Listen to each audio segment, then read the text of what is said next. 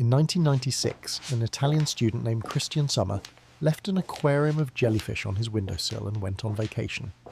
When he returned 2 weeks later, expecting to find dead animals, he saw something impossible. The adult jellyfish had vanished.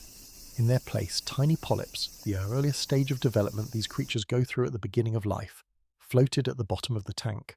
The jellyfish hadn't died. They had turned back into children.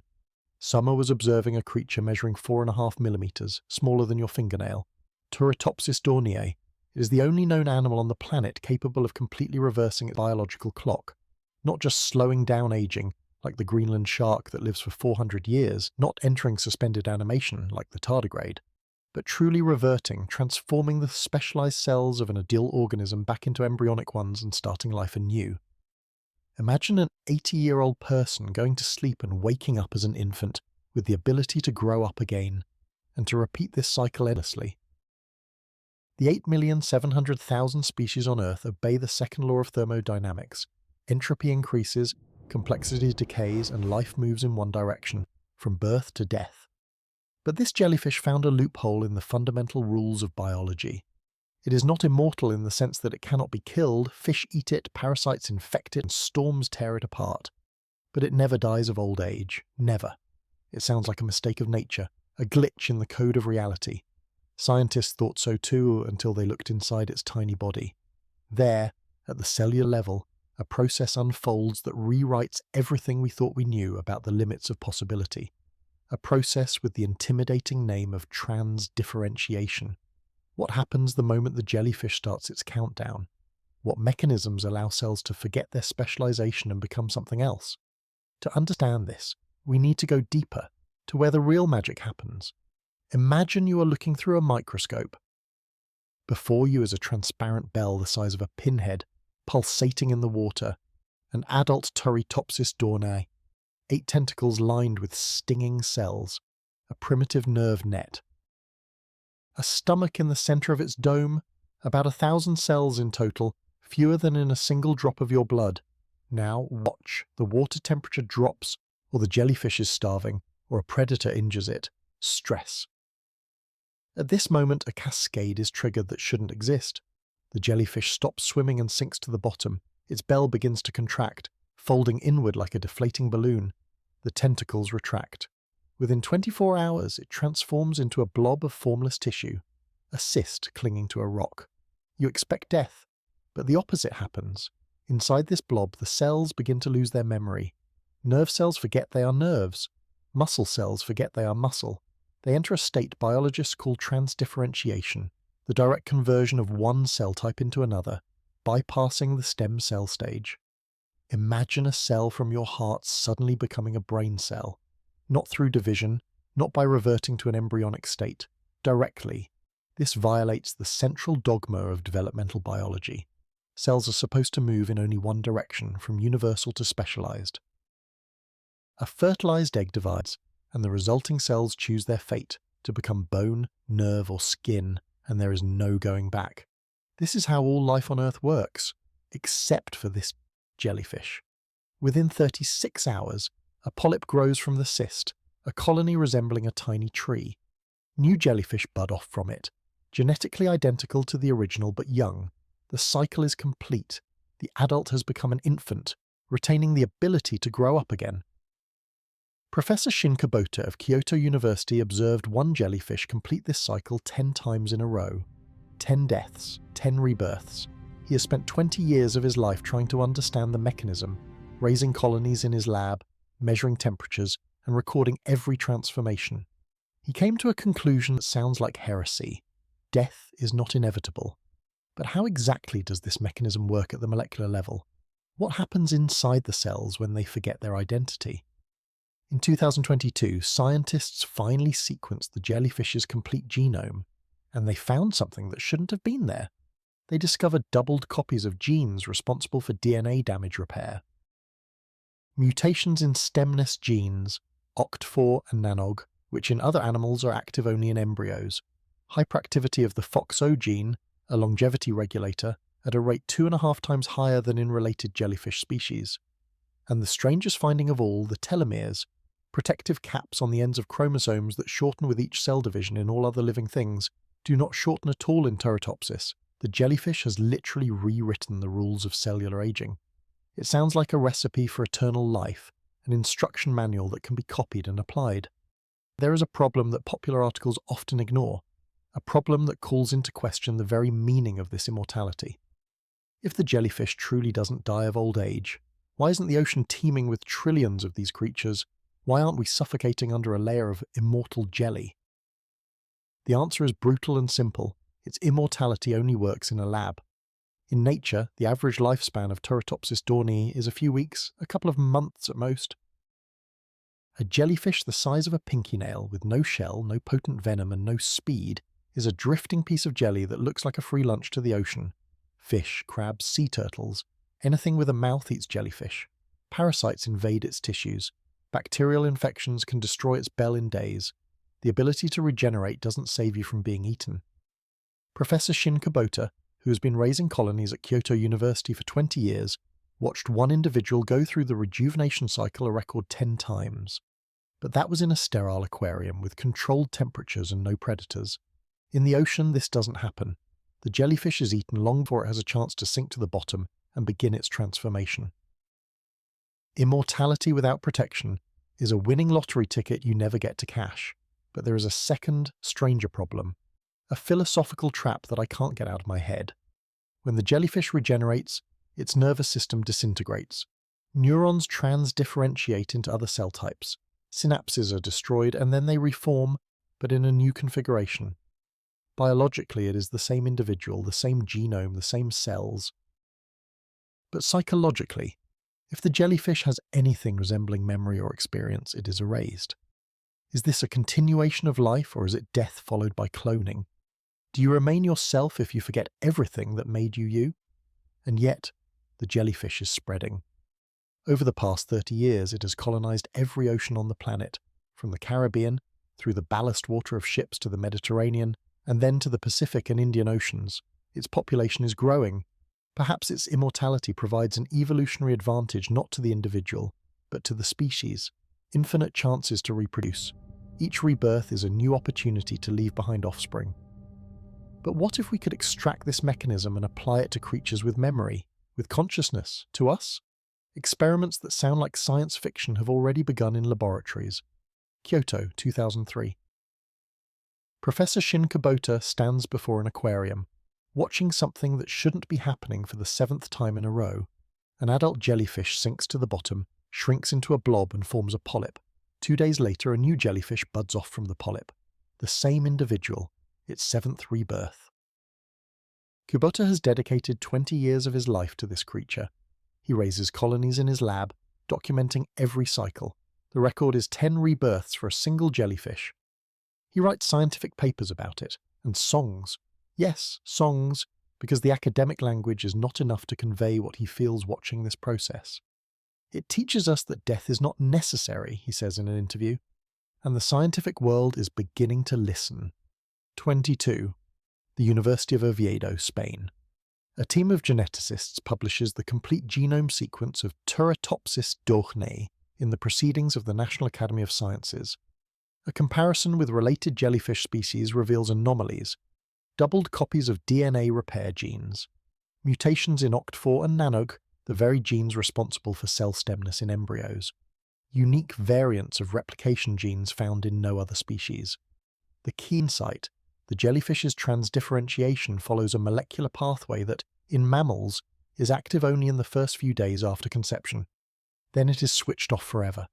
In the jellyfish, it works for its entire life. This is not just a curiosity, it is an instruction manual. Singapore. The biotech company Gero invests $2.3 million in a program to study the jellyfish's mechanisms. The goal? Anti-aging therapies for humans. Labs at Stanford and Harvard begin experiments with induced pluripotent stem cells. The billion-dollar question: can human cells be made to transdifferentiate directly, like the jellyfish's? Without the stem cell stage, without the risk of tumours? The initial results are promising. Skin fibroblasts are turned into neurons in a petri dish, liver cells into pancreatic cells. It works, in a lab, But between the lab and the body lies a chasm. A jellyfish has 1,000 cells. A human has 37 trillion. This is not a difference of scale. It is a difference of principle. Even if we understand the mechanism down to the last molecule, how could we apply it to a human? This is where the real problem begins. The jellyfish is a primitive organism. It has no brain in the conventional sense, no heart, no lungs, no liver. Its body is 2 layers of cells with jelly in between. Its nervous system is a diffuse net with no central command. Rebooting such a system is like restarting a calculator. You press a button, the screen goes blank and it turns back on. No data is lost because there was none to begin with.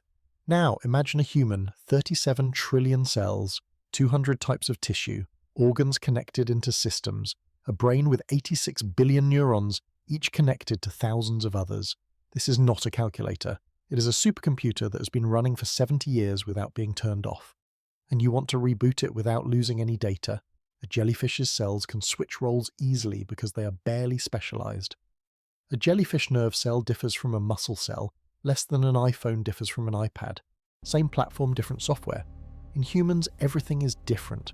Our cells are irreversibly differentiated. A neuron does not divide. A heart cardiomyocyte is replaced once in a lifetime, if at all.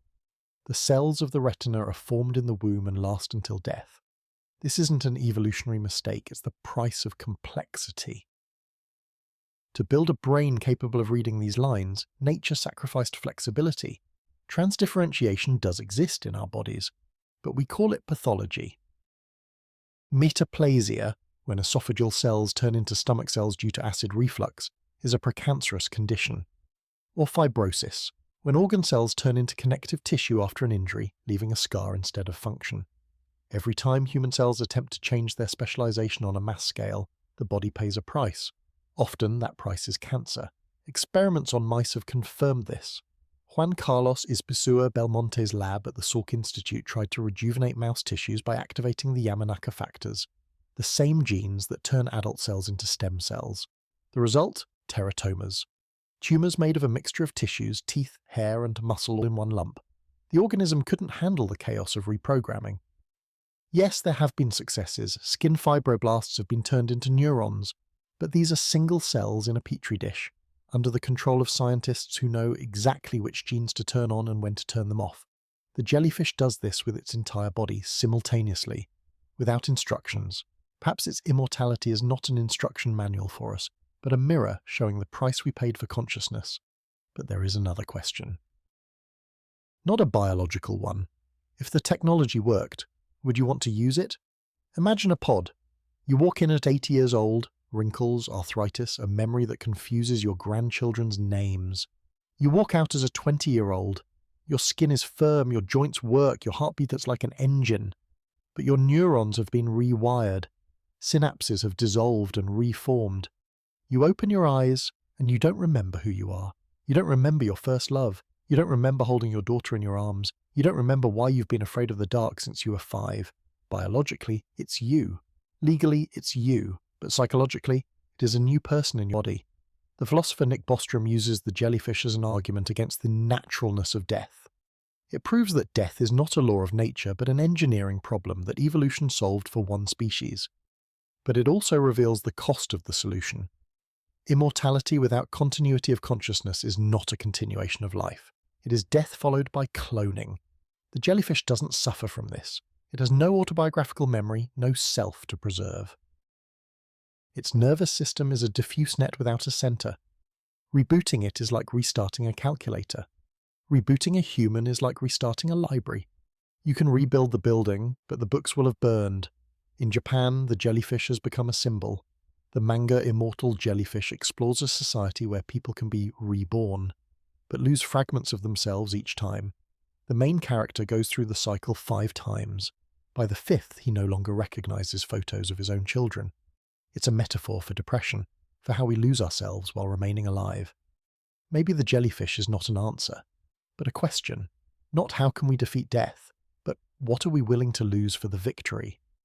While we search for answers in labs, the jellyfish itself continues its quiet conquest of the planet. Millions of them drift in the oceans, dying and being reborn, unaware that they are living proof of a paradox. You can live forever, but will it still be you? Let's return to the beginning, to a tiny creature the size of a fingernail drifting somewhere in the water. Turritopsis dohrnii doesn't know that scientists call it immortal. It doesn't know that its genome is being sequenced in labs on 3 continents. It doesn't know that 2.3 million of hope for eternal life has been invested in it. It simply sinks to the bottom, shrinks into a blob of cells. A day later it rises again, new and ancient at the same time. We have learned that transdifferentiation is real. Biological immortality is achievable. Cells can forget their specialization and become something else, breaking rules we once considered unbreakable.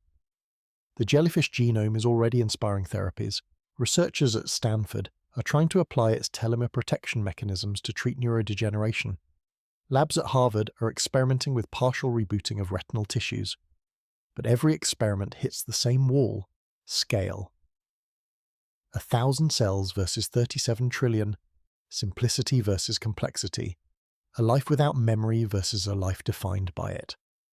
Perhaps the jellyfish shows us not a path forward, but a boundary of what is possible. It has proven that death is not a physical law. It is an engineering problem that evolution solved for one species, but it has also shown the price of that solution.